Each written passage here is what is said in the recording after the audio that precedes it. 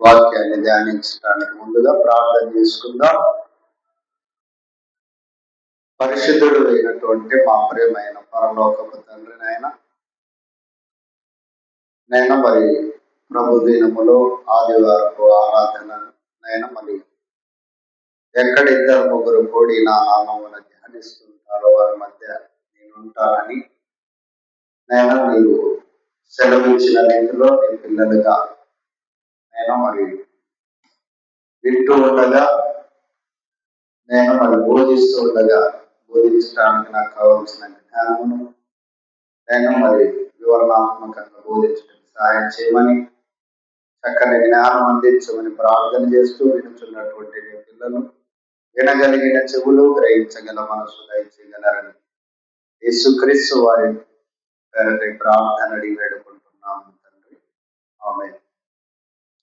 మంచిదండి. మరి ఈ సమయంలో దేవుని వాక్యాన్ని ధ్యానించుకుందాం. దేవుని వాక్యాన్ని ధ్యానించుకుందాం. దేవుని వాక్యములో నుండి చెప్పబడుతున్నటువంటి అంశ భాగము, మనుషులు దేనిని బట్టి అతిశయ పడవలను తెలుసా అనేటటువంటి అంశాన్ని దేవుని వాక్యము నుండి మనం ఆలోచన చేద్దాం. మనుషులు దేనిని బట్టి అతిశయ పడవలను తెలుసా అనేటటువంటి ఈ యొక్క అంశాన్ని దేవుని వాక్యములో నుండి జాగ్రత్తగా ఆలోచన చేయగలిగితే, ప్రియమైనటువంటి దేవుని వారలారా, మానవులు ఈ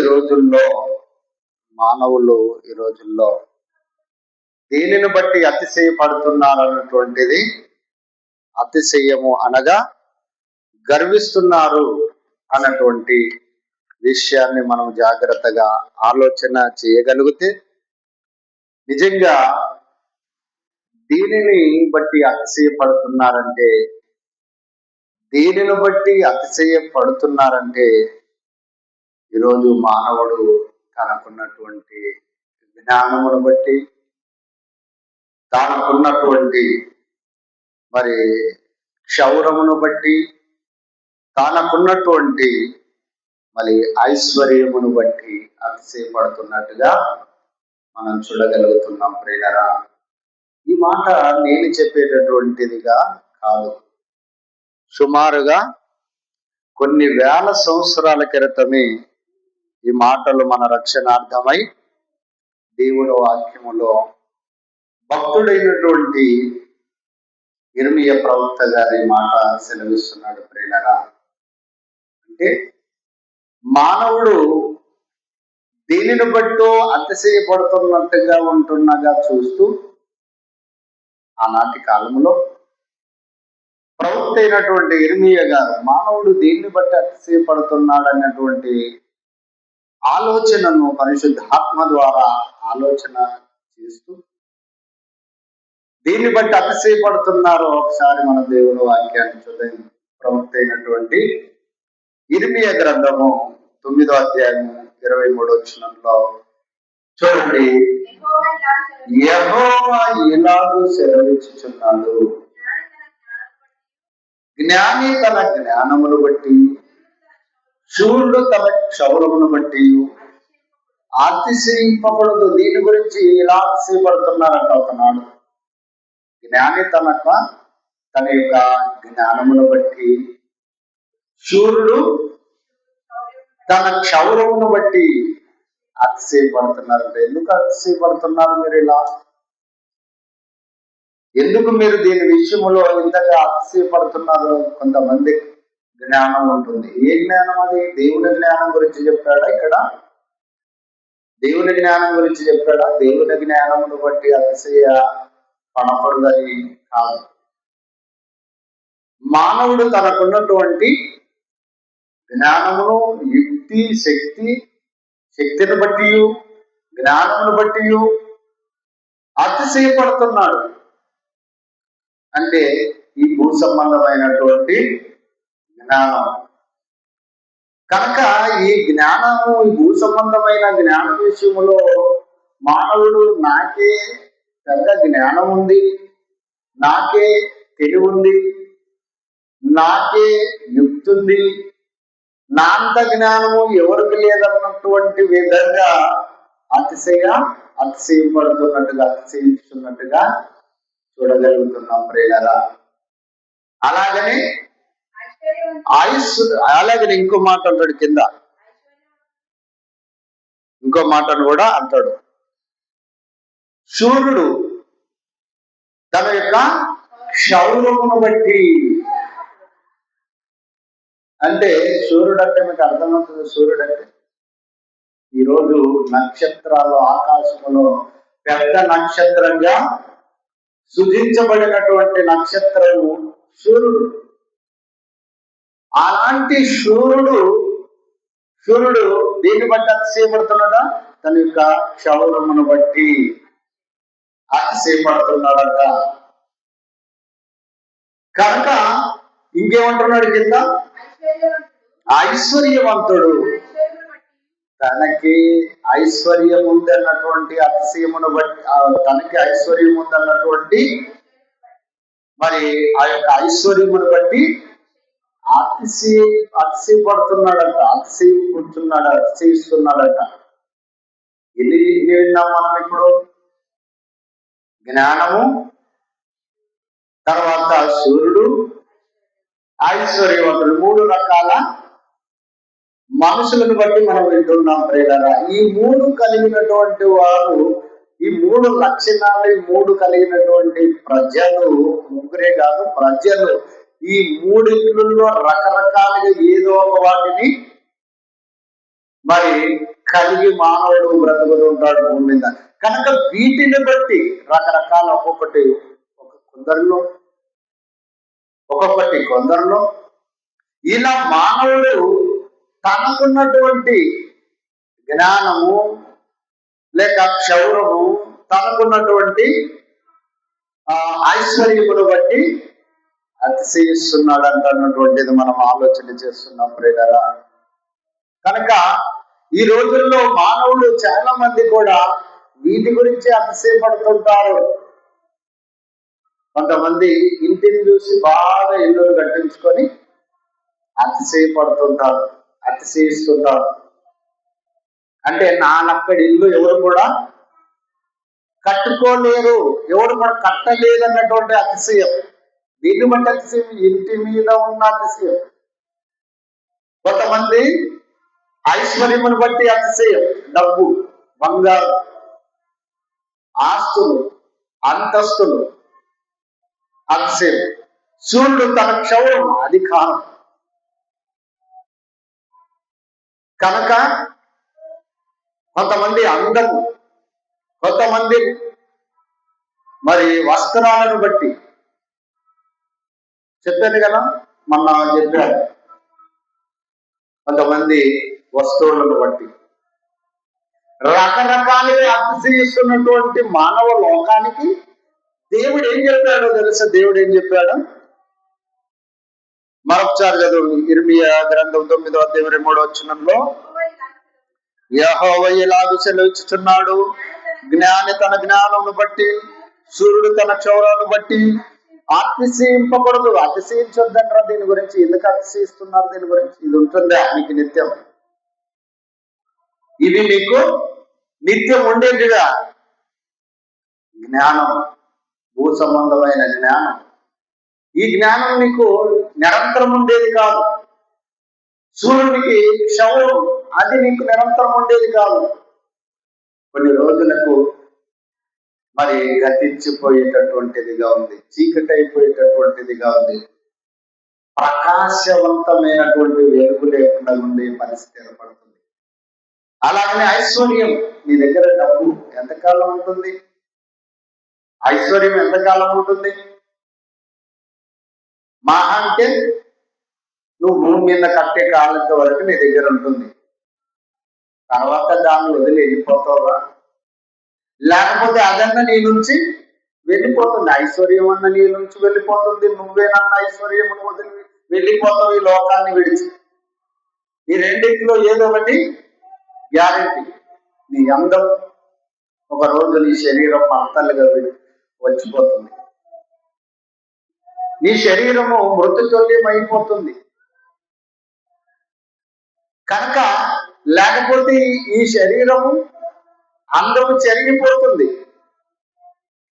నీ ఇల్లు ఉండదు, నీ ధనం ఉండదు, నీ అధికారం ఉండదు, నీ యొక్క గొప్పతనం ఈ భూమి మీద నీ జ్ఞానం ఉండదు. దీన్ని బట్టి నువ్వు అతిశయపడకూడదు అన్నటువంటిదిగా మానవులు ఈరోజు, ప్రతి మానవుడు ఈరోజు భూమి మీద ఉన్నటువంటి ఇటు స్త్రీలు కావచ్చు, పురుషులు కావచ్చు, వృద్ధులు కావచ్చు, యవనులు కావచ్చు, ప్రతి వారు ప్రేమైనటువంటి దేవుని వారు దీని మీదని ఎక్కువగా దీనిని బట్టి అతిశయపడుతుంటారు. నాకు తక్కువ లేదు, నేను దీనిలో కూడా తక్కువ వారిని కాదులే అన్నట్టుగా అతిశయపడుతుంటారు. కనుక ఇలాంటి అతిశయము మీకు ఉండకూడదు అంటున్నాడు. ఇలాంటి అతిశయం మీకు ఉండకూడదు అన్నాడు, ఉండవచ్చు అన్నాడమ్మా. అక్కడ ఉండకూడదు అని చెప్తూ ఉన్నాడు.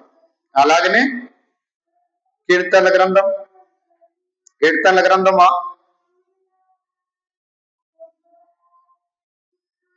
కీర్తనల గ్రంథము 6వ అధ్యాయం 11వ వచనాన్ని కూడా చూద్దాం. కీర్తనల గ్రంథము 6వ అధ్యాయము 11వ వచనాన్ని కూడా చూద్దాం ప్రియులరా.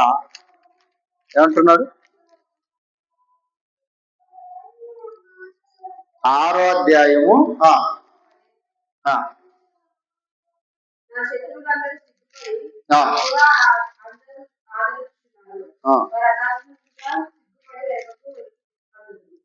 63వ అధ్యాయం చూడము. 63వ అధ్యాయము 11వ వచనం. కీర్తనల గ్రంథం 63వ అధ్యాయము 11వ వచనం. 63:11. రాజు దేవునిని బట్టి సంతోషించును, ఆయన తోడని ప్రమాణము చేయి ప్రతి వాడును అతిశయించును, అతిశయులును అన్నాడు. దీన్ని బట్టి నిజంగా యేసుక్రీస్తు వారు ఎవరిని బట్టి అతిశయపడ్డాడట? రాజు అనగా ఇటు ఇశ్రాయేల రాజులలో కూడా ఆ రాజుల్లో దావీదు. దేన్ని బట్టి అతిశయపడ్డాడంట? మరొకసారి చదువుకుందాం ఆ మాటని. 11వ వచనం. రాజు దేవునిని బట్టి సంతోషించును, ఆయన తోడను ప్రమాణము చేయు ప్రతి వాడును అతిశయులు. దేవుని బట్టి అతిశయించాలి ప్రతి మనిషి. మనము దేవుని ఎదుట ఒప్పుకొనిన ప్రమాణం చేసినటువంటి ప్రమాణమును బట్టి అతిశయించాలి. భార్య భర్తల మధ్య ప్రమాణాలు చేస్తారు. భార్య భర్తల మధ్య పెళ్ళెప్పుడు ప్రమాణాలు చేస్తారు. దీనిని బట్టి అతిశయించాలి. ఆ దేవుని బట్టి సంతోషిస్తూ ఆ దేవుని యొక్క మరి తోడని ప్రమాణము చేసినటువంటి ప్రమాణమును బట్టి అతిశయులుగా ఉండాలి మనం. అంటే ఆ యొక్క ప్రమాణాలు చేసినటువంటి ఆ ప్రమాణము అతిశయులుగా మనం ఫీల్ అవ్వాలి, అతిశయంగా ఫీల్ కావాలి.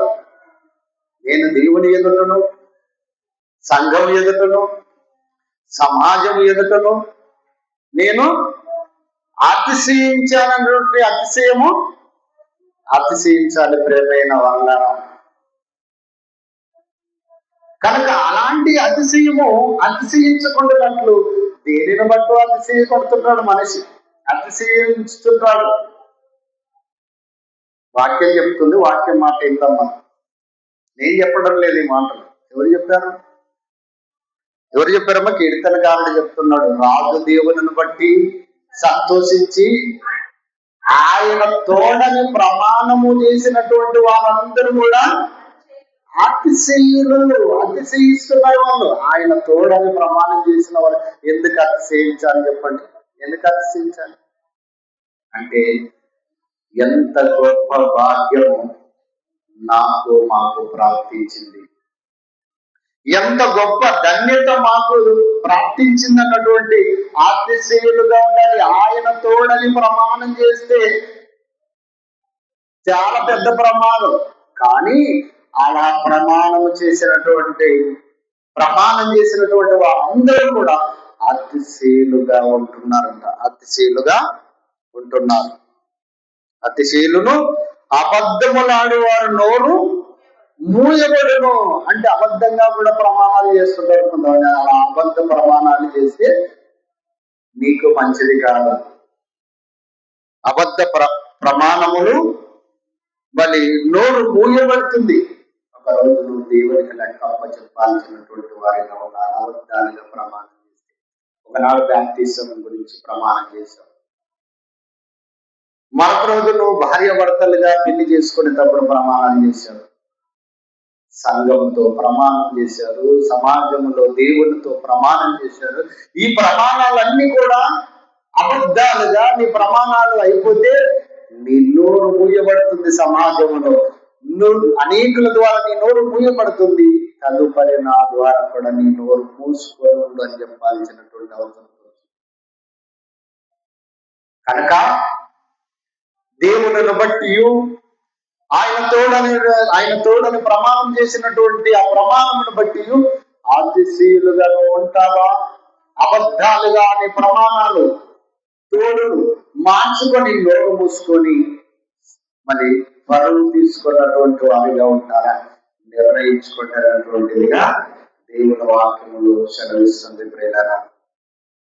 అలాగే ఇంకో మాటను కూడా చూసుకుందాం. కీర్తనల గ్రంథం 20వ అధ్యాయం 7వ వచనం. కీర్తనల గ్రంథం చూశారు కదా, దేనిని బట్టి అతిశయించాలో ఒక్కొక్కటిగా నేర్చుకుంటున్నాం. అతిశయించాల్సినటువంటి మానవ జ్ఞాన యుక్తి సంబంధమైన విధంగా అతిశయించకుండా దేవుని బట్టి మాత్రమే మనం అతిశయించాలి. ఆ దేవుని మీద ప్రమాణం చేసినటువంటి దానిని బట్టి మనం అతిశయించాలి. అలాగనే నీ జ్ఞానమును బట్టి అతిశయించకూడదు, నీ క్షౌరమును బట్టి నువ్వు అతిశయించకూడదు, నీ ఐశ్వర్యమును బట్టి నువ్వు అతిశయించకూడదు. ఇవన్నీ కొన్ని రోజులకు నిన్ను వదిలి వెళ్ళిపోయేటివి. కనుక నీ క్షౌరం అంటే తెలుసు కదా. క్షౌరం అంటే ఏంటి? గర్వం. చూడండి, కొంతమంది గర్వం, తనకున్న గౌరవమును బట్టి గర్విస్తూ అతిశయిస్తుంటారు. అంటే అందమును బట్టి, పొలమును బట్టి, జ్ఞానమును బట్టి, ఇంటిని బట్టి, ఆస్తులను బట్టి, అధికారాలను బట్టి, లోకమును బట్టి అతిశయిస్తుంటారు. ఈ అతిశయించకూడదన్నాడు. ఇలా నువ్వు అతిశయించకూడదు. దేవుని పిల్లలైన వారు దేవుని విషయంలో దేవుని బట్టి అతిశయించాలి. నీవు దేవుణ్ణి బట్టి, దేవుణ్ణి ఖచ్చితంగా ఎరగాలన్నటువంటి అతిశయమే నీలో ఉండాలన్నటువంటిది తెలియపరుస్తూ, అలాగనే కీర్తనల గ్రంథములో మనం చదువుకుందాము 20వ అధ్యాయం 7వ వచనములో, కొందరు రథములను బట్టి, కొందరు గుర్రములను బట్టి అతిశయిస్తున్నారట. దేన్ని బట్టి అతిశయిస్తున్నారట? ఫస్ట్ ఏం చదువుకున్నాం? ఎన్ని చదువుకున్నాం? జ్ఞానం, మానవ సంబంధమైన జ్ఞానమును బట్టి అతిశయించకూడదు. 2, నీ క్షౌరమును బట్టి, నీ యొక్క ఐశ్వర్యమును బట్టి. 3 చదువుకున్నాం కదా. తర్వాత 4, నీ రథాలను బట్టి, నీ యొక్క రథములను బట్టి, తర్వాత నీ గుర్రములను బట్టి అతిశయింపకూడదు అన్నాడు. ఈ గుర్రములు, రథములను బట్టి ఎవరు అతిశయపడ్డారు? బైబిల్లో చూసారా? ఎవరు అతిశయించారు? ఫరో అతిశయించాడు. ఫరో, ఈజిప్ట్ పరిపాలిస్తున్నటువంటి రాజు అతిశయించాడు. నా దగ్గర గుర్రములు ఉన్నాయి, నా దగ్గర రథములు ఉన్నాయి అని అతిశయించాడు. ప్రేమైన వాళ్ళను ఈ దేనిని బట్టి ఫరో యొక్క అతిశయించాడు, వాటిని ఎర్ర సముద్రములో ముంచేశాడు. అంటే జల సమాధి చేశాడు ఆ రథములన్నింటినీ దేవుడు. అర్థమవుతుంది మీకు? ఒక్కొక్కటి అర్థం కావాలి. వాక్యాన్ని వింటున్నప్పుడు నేను అతిశయిస్తున్నాను దేనినో బట్టి అనుకుంటే అది నీకు లేకుండా దేవుడు చేస్తాడు. దానిని బట్టి నువ్వు అతిశయించకూడదని దేవుడు అన్నాడంటే అది నీకుంటే దానిని బట్టి నువ్వు అతిశయిస్తున్నావు. దేవుడు ఎక్కడం లేదు, వాక్యం ఎక్కడం లేదు, జ్ఞానం ఎక్కడం లేదు, నీకు భక్తి ఎక్కడం లేదు, నీతి ఎక్కడం లేదు. దేనిని బట్టి నీ హృదయాన్ని కేంద్రీకరించుకొని అతిశయిస్తున్నావు అది లేకుండా చేస్తే బాగుంటుంది కదా అనుకుంటున్నాడు ప్రేమైన వారు. కనుక ఒకనాడు ఫరో వీటిని బట్టి, గుర్రములను బట్టి, రథములను బట్టి అతిశయిస్తుంటే అతని దగ్గర 400 ఇనుప రథములు ఉన్నాయంట ఫరో దగ్గర. ఈ రథములన్నిటి కూడా శత్రు సేనం అన్నింటినీ కూడా ఎర్ర సముద్రంలో మరి ఆ యొక్క ఇశ్రాయేలీయులు వెళ్ళిపోతున్నారు. ఆ యొక్క ఎర్ర సముద్రం రెండు పాయలు అయిపోయి ఆరిన నేలగా ఉంటూ నడిచిపోతుంటే ఈ రథాలు కూడా వెళ్ళిపోయి శత్రు రథాలు వారిని ఆ సముద్రంలో పట్టుకోవడానికి.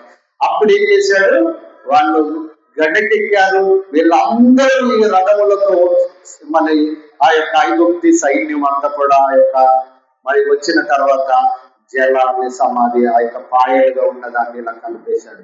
అంటే సముద్రంలో ముంచేశాడు, జల సమాధి చేసేసాడు. ఇప్పుడు ఫరో దేన్ని బట్టి అతిశయించాలి? ఇంకా ఛాన్స్ లేదు, ఏమిటి గురించి అతిశయించడానికి లేదు. కనుక ఫరోని అతిశయించకుండా దేవుడు చేశాడు కాబట్టి మమ్మల్ని అతిశయిస్తే తట్టుగా చేస్తాడు అనుకుంటున్నారు. మనల్ని కూడా అతిశయిస్తే దేవుడు సహించడు. మనము కూడా అతిశయిస్తే దేవుడు సహించడు. కనుక మనము దేవుని విషయములో, దేవుని యొక్క వాక్య విషయములో, దేవుని యొక్క నీతి విషయములో, దేవుని యొక్క సంఘ విషయములో మనం అతిశయించాలి. మన ఊళ్ళో కూడా మనం అతిశయించాలి. దేన్ని బట్టి అతిశయించాలి? దేవుని బట్టి అతిశయించాలి.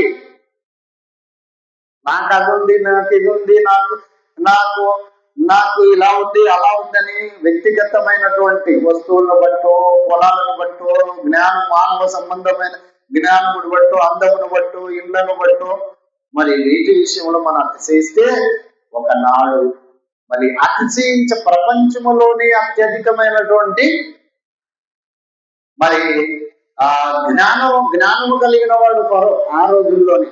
ఆ రోజుగా లేటెస్ట్ జ్ఞానంలో ఉన్నాడు అప్పటికి వినపరాలు. కనుక అలాంటి జ్ఞానము గల వారిని దేవుడు మట్టి కనిపించాడు. ఈరోజు అమెరికా లాంటి అగ్రరాజ్యాలను కూడా వాళ్ళ అనేక తుఫాన్ల ద్వారా అనేకమైనటువంటి దేశమును బట్టి అతిశయిస్తుంటారు. వారికి ఉన్నటువంటి అనేకమైనటువంటి వస్తువులను బట్టి అతిశయిస్తుంటారు. మానవుడు దేవుణ్ణి కాదని మరొక దాని మీద అతిశయిస్తే, దానిని బట్టి నువ్వు అతిశయిస్తే అదే నీకు లేకుండా చేస్తాడు. అనటంలో చరిత్రలో మనం చదువుకున్న యథార్థమైన సంఘటనలు ఏమో చూస్తున్నాం, చరిత్రలో చూస్తున్నాం, మన కళ్ళ ముందు కూడా చూస్తున్నాం.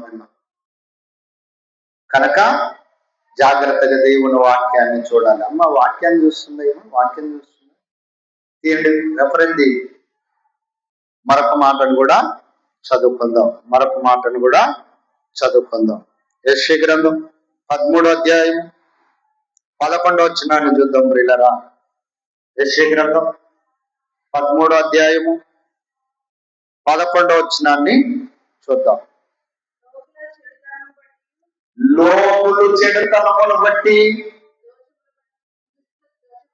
దుష్టుల దోషమును బట్టి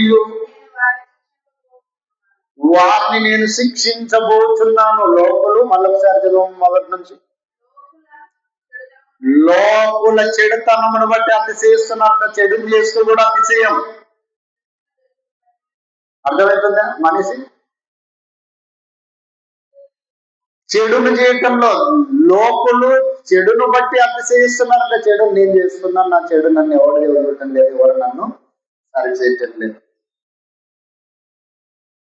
అని లోకుల చెడుతనము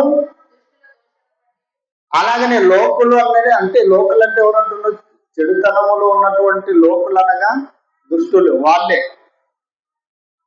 కనుక లోకులలో ఉన్నటువంటి దుష్టులుగా ఉన్నటువంటి వారు చెడుతనమును బట్టి అతిశయిస్తున్నారంట. కొంతమంది దోషములను బట్టి అతిశయిస్తున్నారంట.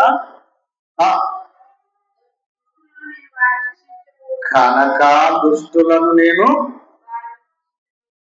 దుష్టులైనటువంటి వారిని నేను శిక్షించబోతున్నాను. అహంకారం గట్టిగా చదువమ్మా. చూడండి, వీటన్నిటిని కూడా మాట్లాడుతూ ఉంటున్నాం. మరొకసారి క్లారిటీగా చదువు మొదటి నుంచి.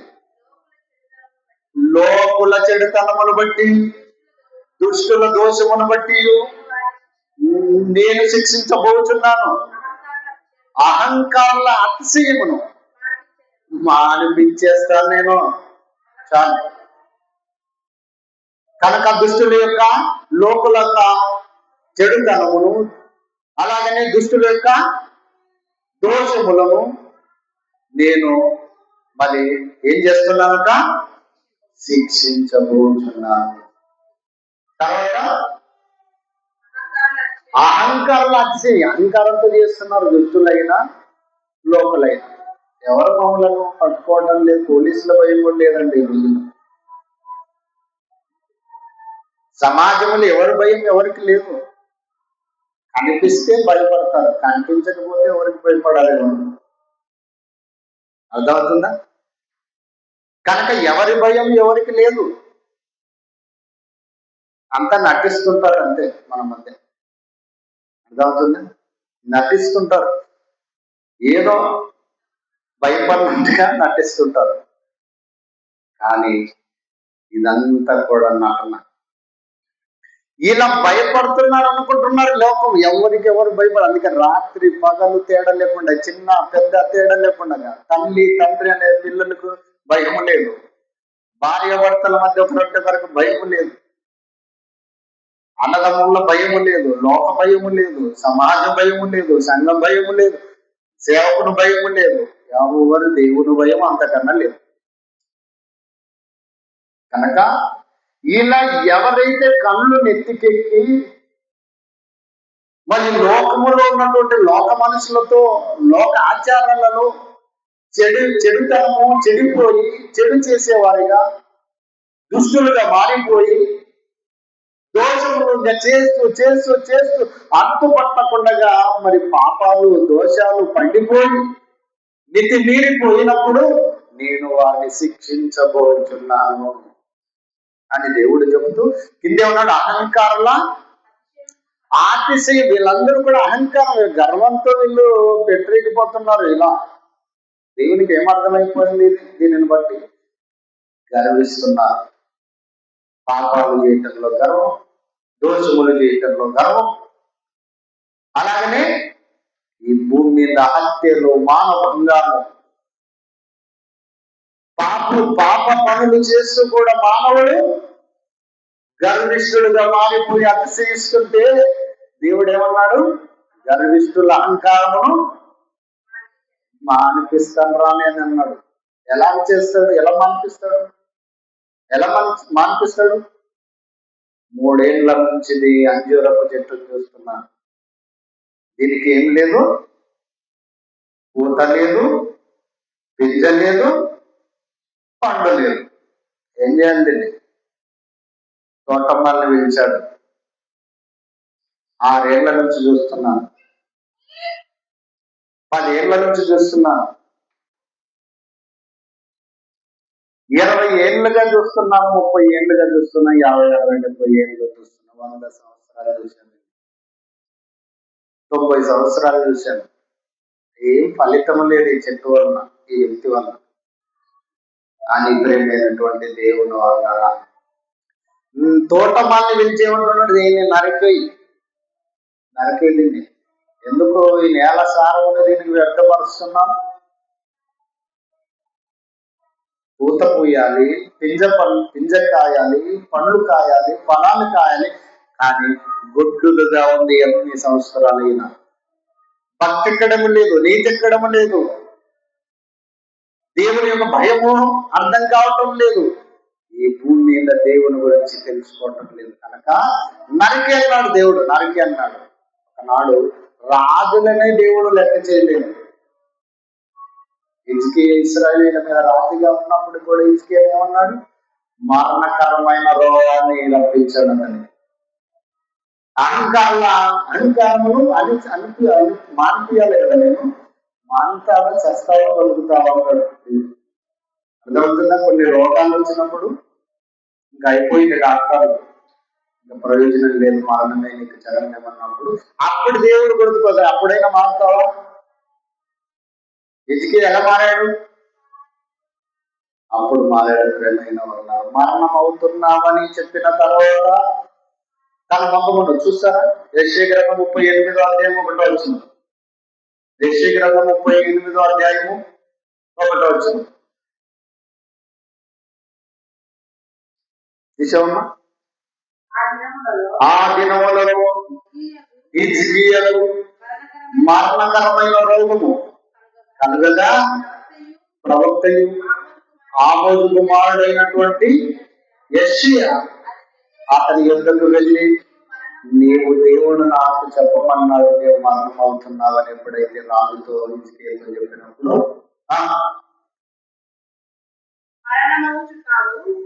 నువ్వు వాక్యము చదువు, నీ పిల్ల ఏం చేస్తుందో పట్టించుకోవద్దు. నీ పిల్ల గురించి నువ్వు సగం చదివి సగం చదవకుండా ఉంటే చదువుతాం, క్లారిటీగా చదువు, లేదా ఒక్కో నేనన్నా చదువుకుంటా.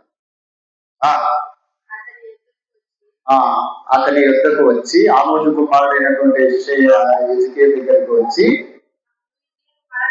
నీవు మరణం అవుతున్నావు, బ్రతకవుగా, కనుక నువ్వు చచ్చిపోతున్నావు, కనుక నీ ఇంటిని చక్కబెట్టుకోమని దేవుడు చెప్పాడని ఎప్పుడైతే ఆ మాట చెప్పాడో, యెహోవా సెలవిస్తున్నాడని చెప్పాడో కిందికి, అతడు తన ముఖమును గోడ తప్పి తిప్పి, యెహోవా నేను ఎలా యథార్థుడని నీ యొక్క సత్యముతో నీ సన్నిధిని నేను ఎప్పుడు నడుచుకుంటున్నావు, నీ దృష్టికి అనుకూలంగా సమస్తమును నేను పరిపాలించాను కదా, దయచేసి కృపతో నన్ను జ్ఞాపకం చేసుకోమని తన ఇంటిని మరి చక్క పెట్టుకోవటానికి బదులుగా దేవుని యందు విధేయుడై, దేవుని యందు మరి తగ్గించుకునే వాడై, మరి కృపతో యథార్థ హృదయుడే దేవుని సన్నిధిన మరి న్యాయంగా నడిచిపోయింది, ఇతనికి ఎందుకు మరణకరమైన రోగం వస్తుంది అని మనం ఆలోచన చేయగలిగితే, ప్రేమైన వల్ల ఎక్కడ నువ్వు తప్పిపోయావు, జాగ్రత్త. ఎక్కడ నువ్వు తప్పిపోయావు దేవునిలో, అందుకే చక్క పెట్టుకోమని. ఒకనాడు హిజ్కియాకు దేవుడు వదలలేదు, రాజైనా సరే. మనలో ఉంటాడా? మనం దేని విషయంలో అతిశయపడుతుంటే, సింహాసనం నుండి అతిశయపడుతున్నాడు హిజ్కియా. ప్రజల మీద నాకు సర్వాధికారం ఉంది కదా, నన్ను ఎవరు కూడా కంట్రోల్ చేయలేరు కదా, సమస్తం విషయంలో నేనే కంట్రోల్ చేసేవాడిని అని అతిశయంలో ఉన్నాడు. పాపాలు పెరిగిపోయాయి అతని విషయం. అప్పుడు దేవుడు దిగాడు. ప్రేమైన వాళ్ళ దేవుడు దిగాడు. కనుక ఫరోను వదలలేదు. ఈజిప్టి నాగరికతను పరిపాలిస్తున్న రాజైన, ఇశ్రాయేలును పరిపాలిస్తున్నటువంటి రాజైన హిజ్కియాను వదలలేదు. సామాన్యులు ఏమాత్రం వారు ఆయన విషయంలో. కనుక చూద్దాం, ఇంకో మాటను కూడా చూసుకుందాం. యెషయా గ్రంథం చదువుకున్నాం కదమ్మా.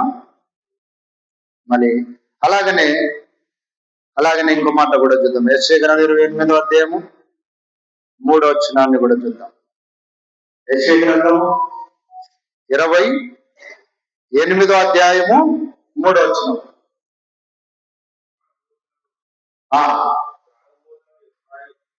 తాగుబోతులకు ఎఫ్రాయిమును అతిశయము కాళ్ళతో తొక్కబడుతుంది వాళ్ళది అన్నాడు. ఎఫ్రాయిములైనటువంటి తాగుబోతులకు వెళ్తాం ఏమన్నాడు? వాళ్ళని ఏమన్నాడు? తాగుబోతులైన ఎఫ్రాయిములైనటువంటి వారికి వెళ్తాం, కాళ్ళతో తొక్కి తట్టుకు చేస్తాను నేను అన్నాడు. ఎవరు మొదలని. కనుక తాగే విషయంలో కూడా అతిశయం. కొంతమంది చూడండి, నేను ఫుల్ బాటిల్ తాగుతున్నది అంత అతిశయం. ఎందుకంటే సస్తావో దరిద్రుడా అని చెప్పాలి. కష్టం. తాగిపోతులైనటువంటి ఎఫ్రాయిముల కెరటముని నేను కాళ్ళ కింద దొరికేశాను. వాళ్ళకి కెరటం ఉందని, రాజ్యాధికారం ఉందని, అందరూ ఉందని, ఆస్తులు ఉండవని, అధికారాలు ఉండవని, బలం ఉందని, బలగం ఉందని అతిశయిస్తున్నటువంటి ఎఫ్రాయిముల అతిశయ కెరటాన్ని నేను ఆ కెరటాన్ని నేను కాళ్ళతో తొక్కేటట్టుగా చేస్తున్నాను. తొక్కేసేసాడు. కనుక తాగుబోతులైన వారు చాలా మంది అతిశయిస్తుంటారు. వాడు తాగాడంటే నన్ను చూసి అందరూ కూడా భయపడాలన్నట్టుగా వీధుల్లో బిహేవ్ చేస్తుంటారు కొంతమంది తాగుబోతులు. దేన్ని బట్టి అతిశయిస్తున్నావా? తాగడం బట్టి. తాగితే అతిశయం. అది అతిశయిస్తావా? తినడానికి తిండి లేకుండా, కట్టుకోవడానికి బట్టలు లేకుండా ఎంతో మంది పరమైన తాగుడు బానిసలుగా మారిపోయి, తాగుబోతు తనములో పడిపోయి కష్టార్జితమును, తను చేసిన కష్టం, తన భార్య, తన కుటుంబంలో పిల్లలు చేసిన కష్టార్జితాన్ని కూడా తాగుడకు మరి వ్యయంగా ఖర్చు పెడుతూ కుటుంబాలను సర్వనాశనం చేసుకుంటున్న వాడు అతిశయపడుతున్నాడు వచ్చి. కనుక ఇలాంటి అతిశయమును పడుతున్నట్టు ఒకనాడు ఎఫ్రాయిములైనటువంటి ప్రజలు ఇలా అతిశయపడుతున్నటువంటి కెరటంని కాళ్ళతో తొక్కేటట్టుగా చేశాను. నాశనం పడిపోవడానికి వచ్చింది, అంతే. నాశనమే నీకు. నువ్వు దీని విషయంలో అతిశయపడుతున్నావు అంటే అయిపోయింది, నీ పని అయిపోయినట్టే అంటున్నాడు ప్రేమైన దేవుని వల్ల. అలాగని ఇంకో మాటను కూడా చదువుకుందాం.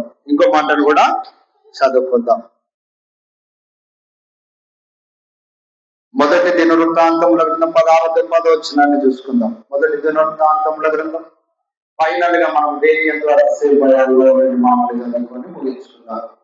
2 దినవృత్తాంతముల గ్రంథం 16-10.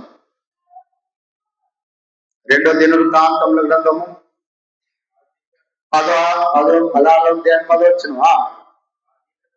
ఆ దీర్ఘదర్శి అట్లు ప్రకటించినందుకు ఆసాతని మీద కోపగించి రౌద్రమును చూపి అతనిని కనుక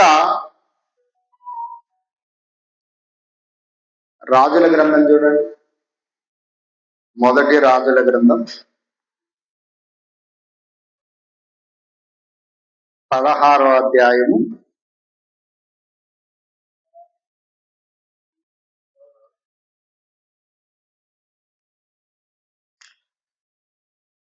1 దినవృత్తాంతముల గ్రంథమే అధ్యాయం కరెక్ట్ చదవలేదు చూడండి ఆ మాటని. 1 దినవృత్తాంతముల గ్రంథం 16-10.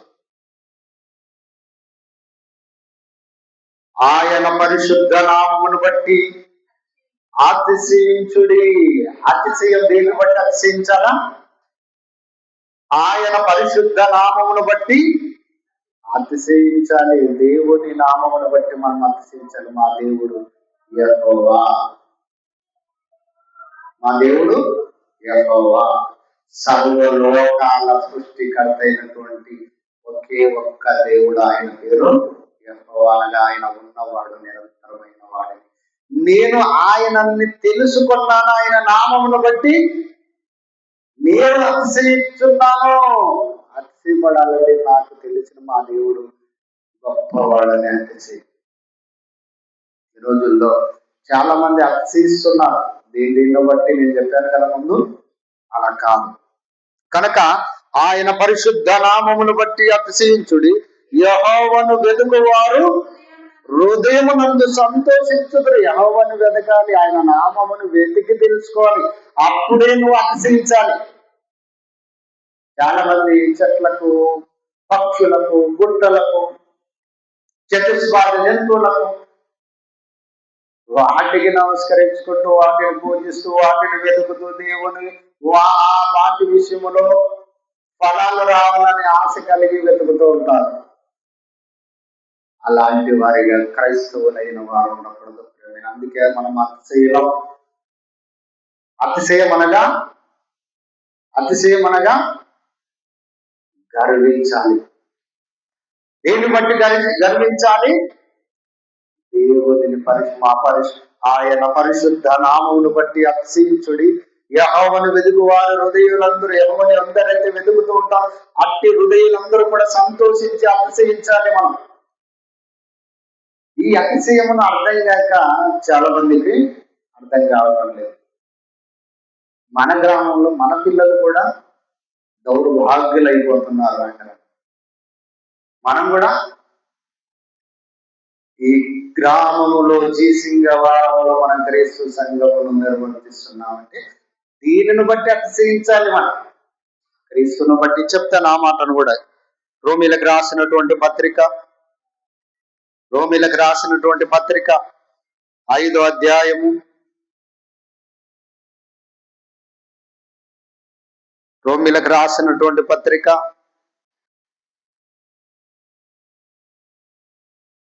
6వ అధ్యాయాన్ని చూద్దాం. రోమీలకు రాసినటువంటి పత్రిక 6వ అధ్యాయము 4వ వచనాన్ని చూద్దాం పిల్లరా.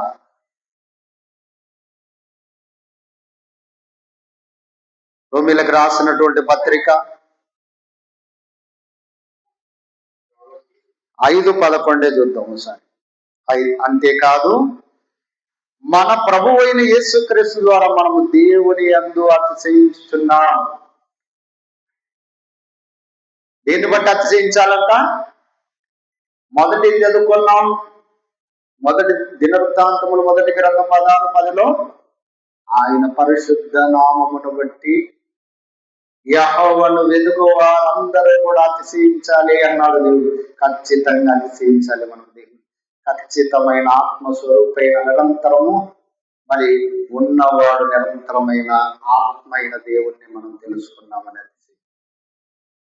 రెండోది ఎలా మనం అతిశయించాలంట?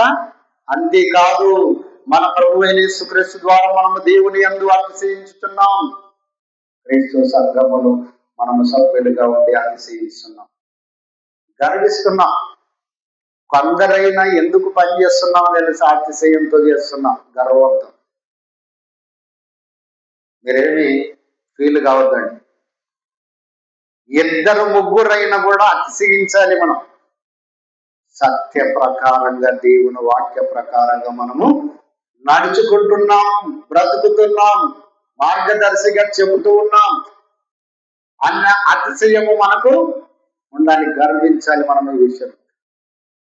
చాలా మంది ఇన్సాల్ట్ గా ఫీల్ అయిపోయి అక్కడ వెళ్తే ఏమంటారో కొడతారేమో అని కూడా ఫీల్ అవుతున్నారేమో సహోదరులు ఎవరైనా. అర్థమవుతుందా? లేకపోతే సిగ్గుగా ఫీల్ అవుతున్నారు. లోక విషయంలో అతిశయిస్తూ దేవుని విషయంలో సిగ్గుపడుతున్నారేమో. ఇది మీకుందంటే అలాంటి అతిశయం ఉన్న వారిని అందరినీ కూడా దేవుడు ఏం చేశాడు? మాన్పించాడు. అట్టే అతిశయం నీకుండా కొనగా భూమి మీదనే లేకుండా చేశాడు. అట్టే అతిశయించిన వారు. మనం అట్టే అతిశయించే వారుగా కాకుండా దేవుని బట్టి, క్రీస్తును బట్టి, సంఘమును బట్టి, సత్యాన్ని బట్టి మనం అతిశయించాలి అని చెబుతూ అతిశయించుతున్నాం. ఆయన ద్వారానే మనం ఇప్పుడు సమాధాన స్థితి పొంది ఉన్నాం. ఇట్టి అతిశయించే వారే కావాలి ప్రియమైన వారు దేవునికి. ఇట్టి అతిశయించే వారే దేవునికి కావాలి. ఇట్టి అతిశయం ఎవరు కూడా మనల్ని తీసివేయలేని అతిశయంలో మనం ఉంటాం. దేవుని విషయంలో అతిశయించాలమ్మా మనం. ఆయన నీతిని బట్టి అతిశయించాలి, ఆయన నామమును బట్టి అతిశయించాలి, ఆయన కుమారునైనటువంటి నామమును బట్టి అతిశయించాలి, ఆయన సంఘమును బట్టి, ఆయన నీతిని బట్టి, ఆయన లేఖనాలని సత్యాన్ని బట్టి మనం అతిశయించాలి. ఇట్టి అతిశయం ఎవ్వరు తీసివేయలేనిది. ఎవరు అతిశయించిన లోకములో అట్టి అతిశయాలన్నీ కూడా పనికిరానివి, పాడైపోయి నశించేటివి, క్షణకాలం ఉండేటి అతిశయాలన్నీ కూడా. అట్టి అతిశయంతో మనం ఉండకూడదు. సత్య సంబంధమైన దేవుణ్ణి కలిగి ఉన్నామన్నటువంటి అతిశయం మనకు ఉండాలని తెలియపరుస్తూ ఒక్క మాటను చదువుకొని ముగించుకుందాం. ఒక్క మాటని చదువుకుంటే ఏమంటాడంటే ఇర్మియా గ్రంథం 9:24 అంటాడు, ముగింపు మాటలుగా. ఇర్మియా గ్రంథం 9:24 అంటాడు. చదువుతామా? చదువుతారుగా. ఇర్మియా గ్రంథం 9:24 అతిశయించువాడు. ఎవడైనా భూమి మీద అతిశయించాలనుకుంటే, ఏ స్త్రీ అయినా అతిశయించాలనుకుంటే, నీ ఇల్లు, నీ అందము, నీ యొక్క ఆస్తులు, బంగారు, ధనమును, ఈ లోకములో వస్తువులను చూసి నువ్వు అతిశయించకుండా ఎవడైనా నువ్వు అతిశయించాలనుకుంటే